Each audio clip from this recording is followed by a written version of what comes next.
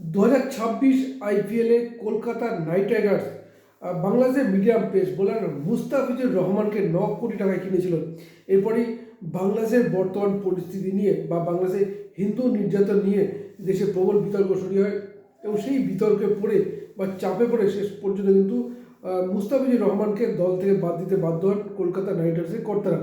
এরপরেই কিন্তু বাংলাদেশে প্রবল বিতর্ক শুরু হয়, কিন্তু বাংলাদেশ সত্যি কি বিতর্কে জড়ানোর যোগ্য ভারতের সঙ্গে? তার কারণ এই বাংলাদেশের ক্রিকেটের উত্থানটাই কিন্তু এক ভারতীয় হাত ধরে। কারণটা কি?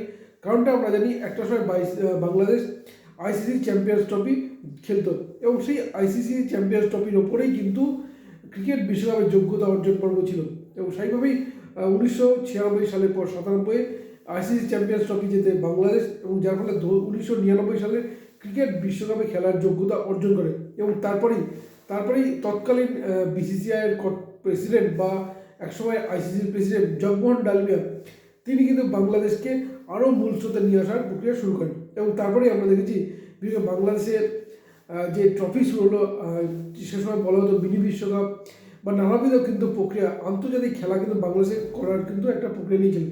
তার কারণ তিনি বুঝতে পেরেছিলেন যে বাংলাদেশে জনসমাগম যেমন প্রচুর, ঠিক তেমনই বাংলাদেশের ক্রিকেটে কিন্তু একটা ব্যাপক বাজার রয়েছে। এছাড়াও তিনি মন্তব্য করেছিলেন যে এশিয়া থেকে যে 3 দল ক্রিকেট বিশ্বকাপ খেলে বা টেস্ট খেলে, ভারত, পাকিস্তান, শ্রীলঙ্কা, সেই 3 দলই কিন্তু বিশ্ব চ্যাম্পিয়ন। ফলে বাংলাদেশ যদি খেলতে থাকে বা তাকে ধর টেস্ট চ্যালেঞ্জার দেওয়া হয় বা আগামী দিনে এই বাংলাদেশে হয়তো চতুর্থ বিশ্বকাপ জয়ী হতে পারে এশিয়ার মধ্যে থেকে। কিন্তু সেই ভাবনা থেকেই কিন্তু তিনি বাংলাদেশকে টেস্ট চ্যাম্পিয়ন, টেস্ট খেলার একটা যোগ্যতা দিয়েছিলেন, টেস্ট চ্যালেঞ্জার দিয়েছিলেন এবং তারপরে কিন্তু বাংলাদেশ তাদের হতশ্রী পারফরমেন্স ছিল টেস্টে এবং তারপর দিনের দিন যত গেছে বাংলাদেশ ক্রিকেট কিন্তু ডেভেলপ করেছে।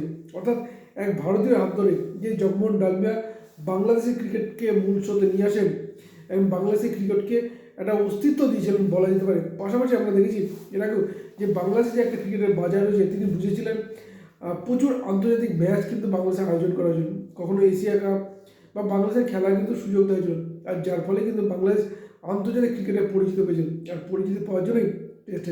অথচ এই বাংলাদেশ যখন মুস্তাফিজুর রহমানকে আইপিএল থেকে বাদ দিল কেকেআর, তারপরেই বাংলাদেশের একাধিক কর্তারা, নাবালক রাজনীতিবিদ নেতারা যে বাংলাদেশ ভারতে T20 বিশ্বকাপ খেলতে আসবে না, তারা তৃতীয় দেশ শ্রীলঙ্কায় খেলতে নানাবিধ প্রসঙ্গ তোলেন এবং পাশাপাশি ভারত বিরোধী বাংলাদেশে আইপিএল বয়কট সহ নানাবিধ কার্যক্রম শুরু করেন এই অপদার্থ মোহাম্মদ সরকার, যেটা অত্যন্ত গুরুত্ব। তা হচ্ছে এই বাংলাদেশের ক্রিকেটটাই বেঁচে আছে বা টিকে আছে বা তৈরি হয়েছিল এক ভারতীয় হাত ধরে। যে জগমোহন ডালমিয়া তিনি প্রয়াত হয়েছেন, তিনি বেঁচে থাকলে খুব কষ্ট করতেন। এই বাংলাদেশকেই তিনি টেস্ট খেলার যোগ্যতা দিয়েছিলেন সে সময় আইসিসির প্রেসিডেন্ট থাকার সময়। হয়তো বাংলাদেশ তাদের স্বাধীনতাকে অস্বীকার করে, সেই বাংলাদেশ নিজেদের টেস্ট স্ট্যান্ডার্ডকে যে অস্বীকার করবে তা বলার অপেক্ষা না।